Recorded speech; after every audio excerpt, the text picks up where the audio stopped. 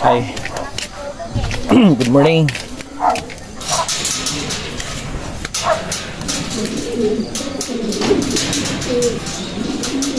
Pasok tayo sa loft ko. Ako nakakapasyal na dito sa loob ng loft. Busy na naman lagi. Hirap laging busy.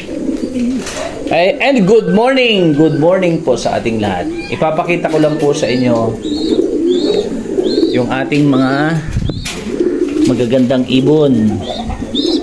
Ayan, itlog na naman ang ating ano dito, pinagmamalaki na Miles. O, ayan po. Mag-ina po yan, ano? Ito po mga producer. Yung lalaki, producer ng first overall. Yung babae, kapatid ng super producer na kak na si Miles. Ayan. Pero dito po ako interested sa baba. Meron po tayong pairing dito. Bromark Sampaga. Etong pairing po na ito, isang Black Hormans po. Ayan, si Black Hormans. Ito po ay direct kay Dig Ventura. Tapos ang kanyang pares po ay isang Lucas de la Cruz. Ang kalahi po ni ano yan, ni Abuyog. Abuyog Leyte champion.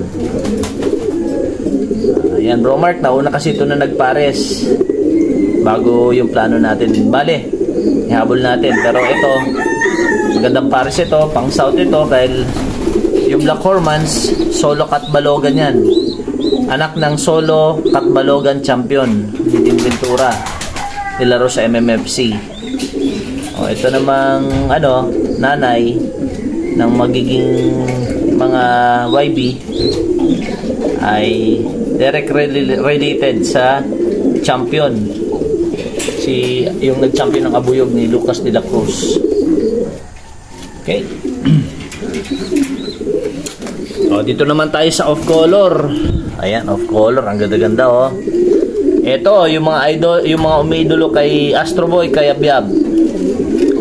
Ito po yung kapatid ni 50. Ito po ang tawag ko si Tisoy. Ang ibon po na ito,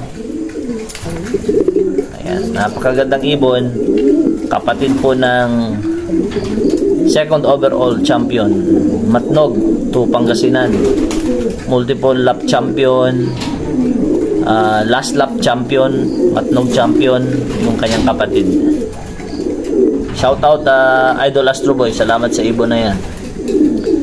At ang pares niya po ay shoutout sa aking mabait, napakabuting kaibigan, Sir John Bautista.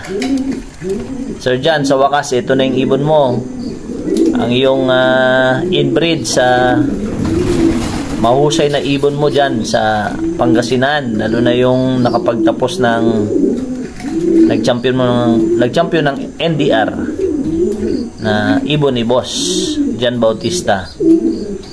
Yan, pinagpares po natin. So isang sobrang tuloy na ibon at isang sobrang tapang sa smash. Tingnan po natin kakalabasan. Of course, hindi po papatalo ang ating mga linyada dito sa itaas. Ayan, dalawa na ba? O, dalawa na.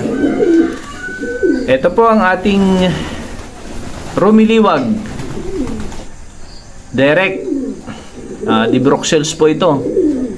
At ito naman po,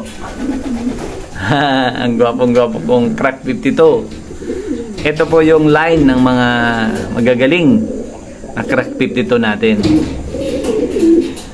Ayan, ito pong hen na naglilimlim. Dalawang anak niya po ngayon ay clock at ready sa derby ng ESM OLR. Magkapatid yun, parehas na anak niya. Ito naman po yung Crack 52 natin.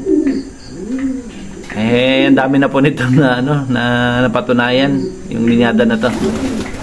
Kalahi pa po ito nung Crack 52 ni Idol Cody, no? Idol Brian Ragudos, Mel Galotera. Ayan, yung mga ano na yan. Matatanyag na pangalan. Ayan. Mic test, hello. Hindi natin pwedeng hindi ipakita, no? Ang ating Alpha Line. Ayan. Ang ating Alpha Line. Ang ating Alpha Line. Taiwan Alpha Line. Ito po ang nag-iisang Taiwan Sucking Loaf. Trinay ko na i-breed noon pero nabasaan ng ulan ang itlog nila. Ang anak po ng ibon na ito ay yung naikwento ko na 200 kilometers, ano? Gap. Magmula doon sa last lap na nabato siya. Walang practice, nakauwi. 2 weeks na walang practice yung ibon. Tapos ganong kalayo, may 200 kilometro. Magmula doon sa last na pinagbatuan sa kanya, nakauwi. Ito po naman yung kanyang apo. Ito po ay apo niya na may infusion na po ito ng TDB, tuldok. Ito naman pong ibon na to, walang lipad dito sa La Union. Nasa 80 kilometers ang distance, umuwi sa San Carlos, Pangasinan. So talagang nasa dugo po nila ata ang napakagaling magganap o yung homing napakagaling. So this is an experimental breeding, mag-lola. Hoping may magandang i-produce po ito. Tawag na ako, kakain na raw. Malilate kami sa office.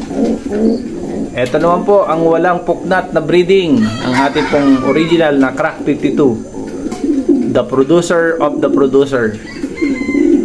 Pang 4 na clutch na po ito. Lahat fertile kahit na magsasampung taon na sila. Only breeding na po yan.